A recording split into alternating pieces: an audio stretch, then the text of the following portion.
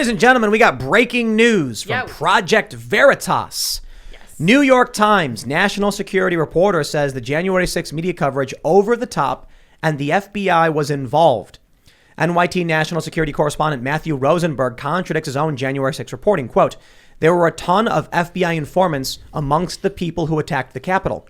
Quote, it was like me and two other colleagues who were there outside and we were just having fun. I know I'm supposed to be traumatized, but like all these colleagues who were in the Capitol building are like, OMG, it was so scary. I'm like, F off.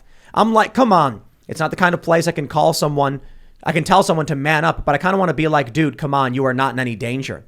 These effing little dweebs who keep going on about their trauma, shut the F up, they're effing bitches. Wow. They were making too big a deal. They were making this an organized thing that wasn't. Will I stand by those comments? Absolutely. Except when James O'Keefe confronted, I don't know if it was this guy. Did he confront this guy on the street or another journalist? He confronted him. They wouldn't comment on any of this stuff. I don't think this was this one. He just posted. Where's my phone? Do they? Because usually when they do one of these, they confront the people in the video. Did they do that in this video? I haven't seen it yet. I think I want to fact check, make sure in real time that I'm right, because I just followed this here, James O'Keefe, and no, okay, so right, I was right. It was someone else. Right. Mark Mazzetti was the guy that got confronted by James O'Keefe over, I believe, this story. So you have this guy. This is Matthew, National Security Advisor Matthew Rosenberg, who's saying these things, and a different New York Times reporter was being questioned or challenged over it. So the point of this story, I'll tell you first and foremost, the media, these journalists, they believe exactly what we've been saying. That it was bad, but come on, you're traumatized. It wasn't that bad. That there were FBI informants involved. Behind the scenes, they all know it. Publicly, they won't say it. They won't report it. I'm wondering why anyone should care at this point. If the New York Times comes out and says there's no evidence there was the FBI involved, is anyone going to listen? Do you care if other people who are dumb as a box of rocks listen? What are you going to do? You can't convince them they're as dumb as a box of rocks. Well, it's funny that he is reporting ostensibly on the side of the media. There's a New York Times reporter. He's upholding the narrative. And then behind closed doors, he's saying, this is pretty much nonsense. I'm over the narrative. It just goes to show that what the polling has said is valid, which is that more Americans want to see the 2020 riots investigated than want to see January 6th investigated. It's something like less than half of Americans. It's 40-something percent, 46% think that the January 6th committee is good and they want the investigation to continue. And 2/3 of voters want Congress to investigate the 2020 riot. So people, I mean, the narrative's falling apart even among the people who are supposed to be forwarding it. Correct. Yes. There are also two reasons why you should care about that. And the first reason is, all the non-violent defendants from J6 that are still in jail without lawyers, without trials. They were hunted down by the DOJ and the FBI, these people, for trespassing charges, and locked them away. The second reason you should care is because this sham January 6th committee in Congress is targeting Republicans that had nothing to do with January 6th. Yep. They had nothing to do with the riot at the Capitol. They are simply political opponents of people on the committee. Right. One of those people is my boss, Alex Brusiewicz, who all he did was organize several peaceful protests against the election. He did not go into the Capitol on January 6th. He was not involved, but he got a subpoena and had to testify today. Another example is Andrew Sarabian and Arthur Schwartz, who are two more GOP strategists. They got a subpoena, and they weren't even there or working for Trump on January 6th. They're simply friends with Donald Trump Jr. and running a super PAC that's opposing Liz Cheney. So why aren't they refusing? Well, they are. Because you can be held in contempt. Like you can have Bannon criminal. did it. Well, yeah, you can have criminal charges filed against you. But there's the charges. I think Bannon got like a misdemeanor. I don't know. Yeah. I don't know what's gonna happen, but I'm wondering why so many people are just like, okay. Alex Jones pleaded the fifth. Well, yeah, on the legal. Well, it's different on the legal side. Like when we just talk about it, it seems like it'd be easy to do that. But these people are putting the full force of government on a lot of these innocent people that didn't do anything wrong. I think Republicans are pathetic. Absolutely. I was gonna swear, spineless, but I try not to.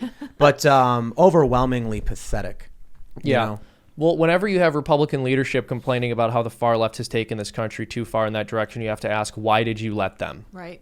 Well, there's just so many people who are like, a good example is the "Don't Say Gay" bill, which we'll get into in a minute. I don't want to derail into that. I just want to highlight how even conservative outlets are referring to it by that instead of calling it the actual title of the bill or just like HR 1557 or whatever.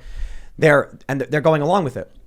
I'm just like, that's why I liked the other day, we mentioned Christina Pushaw, the spokesperson for DeSantis, when she called it the anti-grooming bill and basically called the Democrats groomers. I'm like, no, that's what I call spine. Yeah. Or when Ron DeSantis walked up to those kids and was like, you don't got to wear those if you don't want to. Please take them off.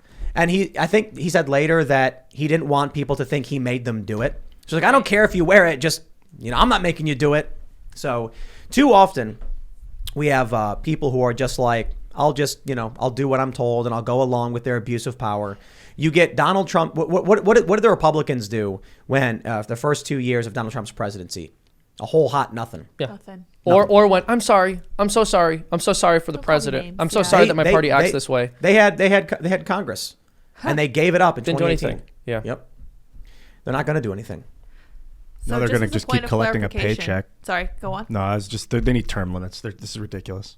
As a point of clarification, Eric with Project Veritas is telling me that they did confront Rosen. Oh, they did? Thing. Yeah, and that's coming out in the future. So all right, yeah. I'm just saying the video they posted is of Mark Mazzetti. Right. So they did. Yeah, because every time they do one of these, they always confront the person about what they said, and usually they just run away from them. Mm-hmm. So here's a journalist saying it wasn't organized, like outright saying it wasn't organized. Well, it's a New York Times reporter. We got to trust NYT. That's right. Yeah. Behind closed doors, they tell you one thing. Dude, our institutions are controlled by evil, despicable people, and there's no real political opposition. The Republican Party, for the most part, is the no, wait, don't party. Just do it in a couple weeks from now. Not no, yet. wait, don't. We're losing. We're being beaten down. Every policy we push forward is a half measure, and the Democrats are getting what they won. Better not push too hard. You don't understand. They're like, here's the art of the deal. You start with the compromise, and then they'll give you what you really want. No, Seamus. They're saying, here's the art of the deal. You start with the compromise, and then you give in to their demands. Exactly. You just give them everything they want. I mean, the gun issue is the best example. And then they like you. Then they're your friend, and they won't call you racist anymore. How many Republicans have come out and been like, abolish gun law restrictions? None. Yeah, I mean, it's not really fair. I think Marjorie Taylor Greene and Lauren very Boebert. Small handful, but those are radicals, Tim. Yeah. Well, it's hilarious. I've said this on the show before, but whenever a Republican actually tries to reverse left-wing policy rather than simply upholding the status quo or arguing that our rights should be intruded upon more slowly, they're referred to as a radical, even though the whole point of their position is for them to reverse that which the left has put in place. I'm waiting. You guys keep talking. I'm waiting for source confirmation on some breaking facts. I'm thinking about the history of leadership, governments, and stuff. Most of them, I think, have been pretty bad over the years. Like if you take 1,000 years, you probably got like 960 years of trash leadership, and then you get these people that are so good because they're just actually good, and then they call them the great or something like that. And they give them these titles because they were actually intelligent people somehow that got into power that didn't get themselves killed. It's not common throughout history. It's very rare to see a fantastic leader and a good governance. Hammurabi did it. That was like not 8,000 years ago or some stupid. I just want to say I kind of don't understand how this show exists. Because we push back on each other. Yeah. No. I mean, like, you've got the New York Times outright lying about all this stuff. You've got the government coming and rounding people up into solitary confinement. And somehow we're able to criticize them very heavily and keep talking about this and showing like Veritas and pushing back on it. I'm just like, after everything we've seen, after every media organization has lied about almost every single story, how does a show like this exist? It's because don't hold your breath, buddy. Who knows how much more time we have. Knock on wood. I mean, I think the success of this show kind of derives from that. Where people are waking up to the fact that all these people do is lie, and all they are tools for the large corporations and the establishment in this country. And shows like this aren't. And that's what draws the. What I mean is, why hasn't YouTube taken it down? Why are we allowed? Because the people in charge are not. They're being coerced by the military-industrial complex. No one wants freedom of speech gone.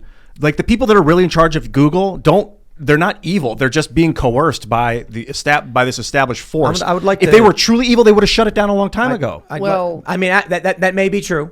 But I think you're rolling a one here. I won on this one. I don't think you need to censor people. I think you just need to assassinate their character. Obviously, at some point, they do want to censor. We've seen them do it before. People have been deleted from YouTube. But why take down Tim's show when all you have to do is say Tim Pool is a far-right extremist and anyone who repeats what he says is a bigot? But that doesn't work. At some point, it doesn't. You're correct. And I think that's when they do start taking people down. But The average person is still too afraid to talk about these things at their place of work or somewhere when they aren't sure that they're surrounded by like-minded individuals, unfortunately. I am kind of curious how long Hopefully we I'm have wrong. on YouTube, and I'm glad we put our stuff on other sites, and I'm glad that we So, have the website. I would like to mention as well, I've got some, just an update from Veritas themselves. Oh, yeah. That their next installment is discussing New York Times' source is the NSA and the CIA, and that they Right. do confront this individual. So this should be interesting. But I think people at Google are evil. I think people at Twitter are evil. I think there's a combination of evil and the banality of evil. And I do know it comes up a lot, but it is a good reference point, the Joe Rogan Twitter episode that I did, where I think you need only look at when I was talking with Jack and said, what is your reasoning for the misgendering policy? And they said, oh, because, certain people have a higher propensity towards suicide. And I said, what about people with body dysmorphia, or whatever it's called? It's called general body dysmorphia or something like that. People who want to cut off their own hands or something. Oh, yeah. And they didn't have an answer to that. Yeah. Or when I said, if conservatives think your misgendering policy is inverted, why do you side with only one half of the country instead of, So clearly they have a worldview completely detached from yours. They're willing to silence and do whatever they want because in their worldview, it's what we were talking about yesterday. Within the two parent factions of the culture war, there are those who believe in inalienable rights.